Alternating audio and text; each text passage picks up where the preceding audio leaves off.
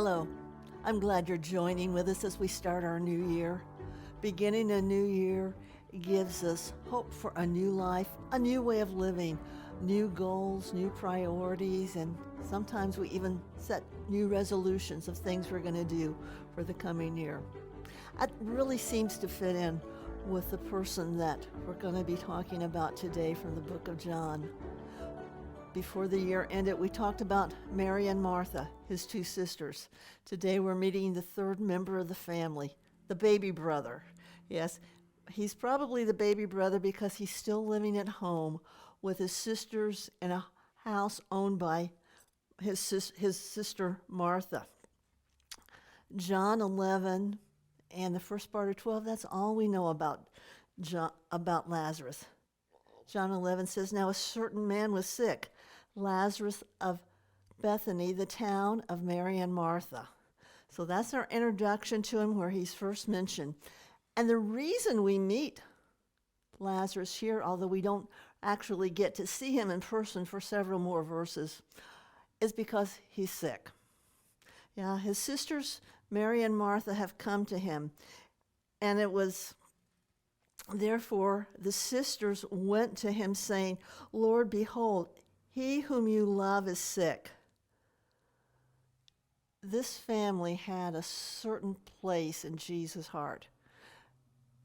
Verse 5 tells us that Jesus loved Martha and her sister Mary and Lazarus. A very special place. He often spent time in their home. And so, what does he do? When he hears that he is sick, Jesus stays where he is for 2 more days. He said, "This sickness, it's to glorify God." Now, you would think that if he was really a friend of Jesus, that he would rush to his aid. That's what we do when we have friends. And not only is it what we do when we have friends, it's the way we expect friends to treat us. We expect friends to drop everything and come and meet our need. But that's not what happened. Jesus heard that his friend was sick, but he didn't go. So when he heard that he was sick, he stayed. After these things are over, Jesus told his disciples, "Our friend Lazarus is asleep, but I go that I may wake him up." And the disciples said, "Well, Lord, if he's asleep, that's good. He's going to get well." But Jesus spoke of his death, and they thought that he was talking about just taking a rest to get well. But Jesus said to them plainly, "Lazarus is dead, and I am glad for your sake that I was not there, that you may believe. Nevertheless, let us go to him." Some important things are said here. First of all, he said, "Our friend Lazarus." Have you ever thought about being called a friend of Jesus? In the Old Testament, Abraham was known as a friend of God. In the New Testament, this is the only individual reference that has a person named as a friend of Jesus. Later on in John, when the disciples are all sitting around the table at the Last Supper, Jesus makes a collective statement. He says, "I'm no longer going to call you servants, but I'm going to call you friends." That was a general statement made to a group, but this is an individual. Jesus has already identified Lazarus as being one that he loves, and now he says that Lazarus is my friend. We're going to talk a little bit more about friendship and what this really meant to Lazarus later on, but imagine being a friend and what all it does involve. He was a friend of God, a friend of Jesus, and he says, "I'm glad for your sakes I was not there because I want you to believe something." Well, why could he have not gone and been there when Lazarus was sick? The reason was given when he spoke to Martha back and later on, and he tells Martha, he says, "I'm the resurrection and the life." Jesus was life. Death could never appear where Jesus was. It would have been impossible for Lazarus to have died had Jesus been present. And he wanted Lazarus to go through that experience that others might know who he was, that he really was the God that he said he was. He says, I want you to know that you can believe in me, that you can trust in me. And so Jesus now makes that journey.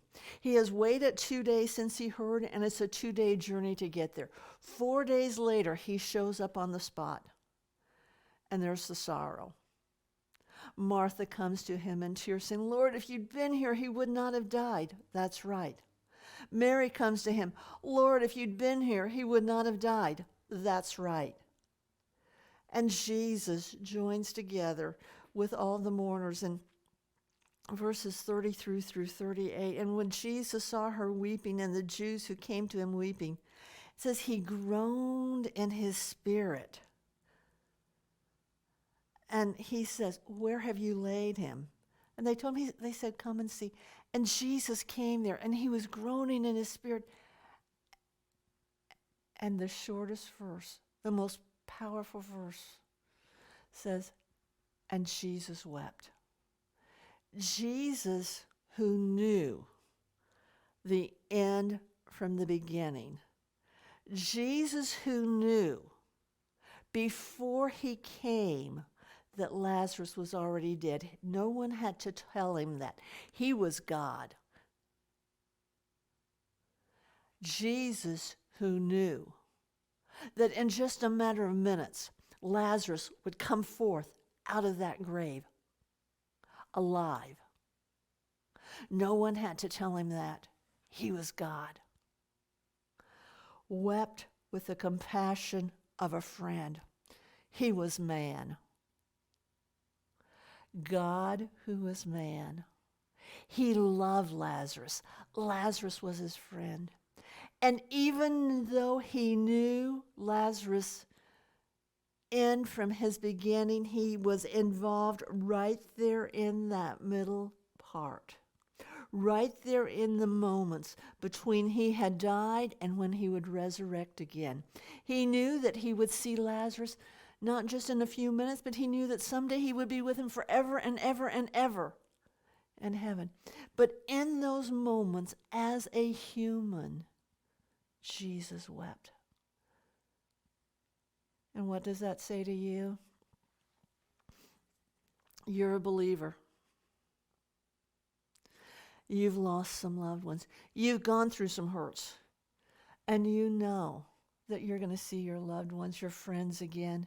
You're going to once again be reunited. They will join with you in the resurrection, and you will be with them in eternity. But for this moment, this in-between time, there is sorrow. And if Jesus, who is God, Jesus, who is man, could weep for his friend, for the one he loved, then you can too. It's all right to shed tears. It's all right to have sorrow. It's all right to hurt. But Jesus didn't keep crying. The interesting thing is that when he did weep, then he said, he wept so much that everyone that saw him said, see how he loves him? And some of them said, could he not have done anything to have prevented this man from dying? And what did Jesus do? It said, Jesus again, groaning in himself, came to the tomb. Jesus cried. He shed tears. He got over the tears. But then he was reminded of the incident. He relived the incident. And it says, and he groaned again. So he had sorrow. He had tears, and he still had sorrow. Some of you can really relate because this is where you are. You get better for a bit and sorrow returns. And it's okay. But Jesus was and is the resurrection and the life. You can have hope. You can have peace. Just like Jesus went through that moments of intense weeping and sorrow and groaning, you will go through different periods. There will be times when your hurt and your sorrow will be very intense. And then it will lessen. And then something may remind you, someone may say something, and you'll feel it all over again. But then peace will come. And then you may go through it again. And just know that Jesus said that he was going to go away so he could send the Holy Spirit to be your comforter. He has sent someone to help you, someone to comfort you, so that this pain, the sorrow that you go through will not be as intense forever. Yes, you'll have the memories with you. You'll have the void. But you can walk in peace. You can walk in hope, knowing that he loves you and he will care for you and he will see you through. And so what did Jesus do? Jesus did what only he as God could do. The omnipotent one said, "Lazarus, come forth." And he cried with a loud voice, saying that. And he who had been dead came bound hand and foot with grave clothes, and his face was wrapped with a cloth. And Jesus said, "Loose him and let him go." Jesus came to the aid of his friend. It was not what Lazarus had expected. It was not at all what he wanted. I'm sure he did not want to go through that. And Jesus, his friend, allowed him to go through that. Sure, Jesus brought him back from the dead. Yes, he gave him that great miracle, but Jesus could have prevented it so he didn't go through with it in the first place. Do you ever feel like blaming God for your circumstances? Do you ever feel like that? I don't know how Lazarus felt. I don't know if he was angry with him or if he was grateful with him. I know he was still his friend. You see, after Jesus left Bethany when Lazarus was resurrected, he returned 6 days later. And there was a big dinner given in honor of Jesus. And do you know who was sitting there at the table with him? Lazarus. It says there was a supper made and Martha served, but Lazarus was one of those at the table with him. Lazarus, he didn't hold it against Jesus. He was his friend. Although Jesus let Lazarus and his sister suffer, 6 days later, he's there at the table. He's eating supper with him. And he never said a word against Jesus. Now, one thing about Lazarus, not only did he not say a word against Jesus for letting him suffer, Lazarus never says a word about anything. If I could get him to speak on any subject, and if John, when he wrote this, could have expounded on anything, it would have been, Lazarus, what was it like to have died and come back to life? But nothing of his experience is between the death and the life is shared. We don't know what emotions he had when he came out of the tomb or of his subsequent life after that. Not a word of revelation does he give about any of his encounters with Jesus. He kept everything that Jesus did silent. You see, he was a friend to Jesus. And sometimes that's what being a friend is. It's not talking to them all the time. It's not talking about them all the time. It's being with them, listening to them, understanding them, just sitting at the table, being one of their supporters. That's what friendship meant between Lazarus and Jesus. That's how Lazarus showed that he was Jesus' friend. There were many people that Jesus did a miracle for, and he said, don't go tell, because I want to go in and I want to be able to help other people. They couldn't wait to get out of his sight so they could start telling, do you know what he did for me? Lazarus wasn't like that. Lazarus kept what Jesus did to himself. And sometimes you need a friend like that. Sometimes you need to be a friend like that. A friend that someone can depend on. A friend that will know that you're there. You see, when Jesus went to Bethany, he went to that home because he knew that Mary and Martha and Lazarus would be there. When he went to that home, he knew that Lazarus is going to be there. I can talk, and he's going to listen. Yeah, Lazarus may have had questions, and he may have entered into the conversation, but this was a place that Jesus was able to share who he was. And even later on, when Mary, Lazarus' sister, came and anointed Jesus,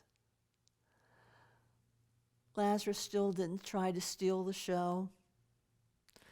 Say, oh, that's my sister. Try to gain anything. No. He was just part of being with Jesus. And that's what a friend is. Jesus says, I'm a friend that sticks closer than a brother. I'll be with you always. Maybe Mary and Martha really understood that proverb because they had Lazarus and they saw Jesus, and they knew that even when Lazarus wasn't there, Jesus was there. Jesus never had a brother. He just had Mary and Martha, but Jesus was always there with him. Today, maybe you're looking for a friend. Maybe you need someone to be with you as you've gone through the hurts, as you've gone through the trials, or as you're looking ahead through 2022 and praying it's not going to be another 2021 or 2020. You're just praying, Lord, let this time be better. And you recognize that you need help. Jesus wants to be that friend for you. Today, all you have to do is say, Jesus, I need a friend. I know that you're God's Son, and that you've already died for my sin, and that you've come that I might have life and have it more abundantly. Will you be my friend? Will you be my Savior? Will you be the one that will, like Lazarus, you will bring me from death to life. You'll bring me from a spiritual death to spiritual life. I want to have life. I want to have it abundantly, and I want to have the peace that you gave to Lazarus, to Mary, to Martha. I want to have a new life in 2022, and I know you'll give it to me. If that's your desire, and if that's what you want to see happen, let us know. You can write to us here at Evangel, 2360 Harding Road, Vinton, Virginia. Yes, I realize writing is, the snail mail is not really what we do today, so how about sending us an